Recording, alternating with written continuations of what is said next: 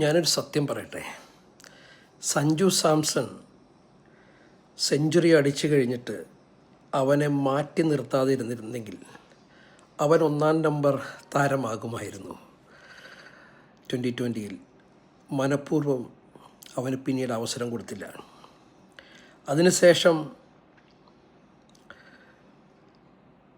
ഇപ്പോൾ സംഭവിച്ചിരിക്കുന്ന ഈ കാര്യങ്ങൾ നമ്മൾ നോക്കിയാൽ അഭിഷേക് ശർമ്മ 5 ഡക്കായി 5 ഡക്ക് 7 മത്സരങ്ങളുടെ ഇടയിൽ വളരെ ഫോം ഔട്ടിൻ്റെ ലക്ഷണങ്ങളാണ് കാണിക്കുക. കോൺഫിഡൻസ് ഇല്ലായ്മയുണ്ട്, അവൻ്റെ ടെക്നിക്സിലെ കുറവുകളുണ്ട്.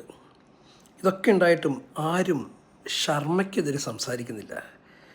തികച്ചും ഇന്ത്യയിൽ നടക്കുന്ന ഈ ജാതീയ വ്യവസ്ഥയുടെ ഏറ്റവും വലിയ ഉദാഹരണങ്ങളാണ് സഞ്ജുവിനെതിരെയുള്ള ഈ ഇരട്ടത്താപ്പും മറ്റു താരങ്ങൾക്കെതിരെയുള്ള അനുകൂല പ്രതിഭാസവും. വളരെ വിഷമമുണ്ട്. ഒരു ടാലൻറ്റ് ഉണ്ടായി വരുന്നത് നൂറ്റാണ്ടിൻ്റെ ഒരു സംഭവമായിരിക്കും.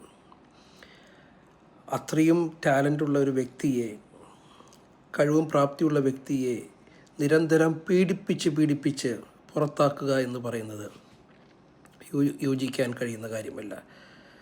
സഞ്ജു സാംസണെ തഴയുമ്പോൾ അതേ പരിഗണന ആയിരിക്കണം അതുപോലെ ചെയ്യുന്ന ആളുകൾക്ക് കിട്ടേണ്ടത്.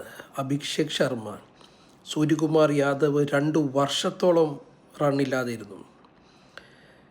അഭിഷേക് ശർമ്മ 5 ഡക്കാണ്, സഞ്ജു വെറും 3 ഡക്കേ ആയിട്ടുള്ളൂ.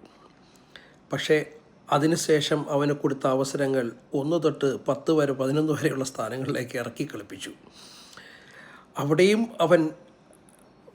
അവൻ്റെ പ്രതിഭ തെളിയിച്ചു അവന് കിട്ടിയ അവസരങ്ങളിൽ. പക്ഷെ വീണ്ടും ഓപ്പണിങ്ങിലേക്ക് കൊണ്ടുവന്നു.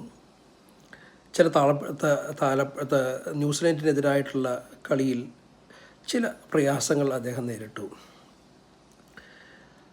പക്ഷേ തിരിച്ചു വരവിൻ്റെ ലക്ഷണം കാണിച്ചിട്ടും അവനെ പുറത്തിരുത്തിയിരിക്കുന്നത് ഒരു ശരിയായ നടപടിയല്ല. മതിലും ചാരി നിന്നവൻ പെണ്ണും കൊണ്ട് പോയെന്ന് പറയുന്നത് പോലെയാണ് ഇഷാൻ കിഷന് കിട്ടിയ ഭാഗ്യം. ടീമിനെ പ്രഖ്യാപിച്ചിട്ട് ആ ടീമിലേക്ക് സബ്സ്റ്റിറ്റ്യൂട്ടായിട്ട് വന്ന ആൾ ഇന്ന് മെയിൻ താരമായി മാറി. മെയിൻ താരങ്ങൾ 2 എണ്ണം പാടുപെടുകയാണ് അവരുടെ സ്പോട്ട് ഉറപ്പിക്കാനായിട്ട്. പക്ഷേ സഞ്ജുവിനോടുള്ള ബന്ധത്തിൽ അവൻ്റെ നേരെ നടക്കുന്നത് അതിക്രമമാണ്. അത് ഭയാനകമായ അതിക്രമമാണ് നടന്നുകൊണ്ടിരിക്കുന്നത്. ഒരിക്കലും അംഗീകരിക്കാൻ കഴിയില്ല.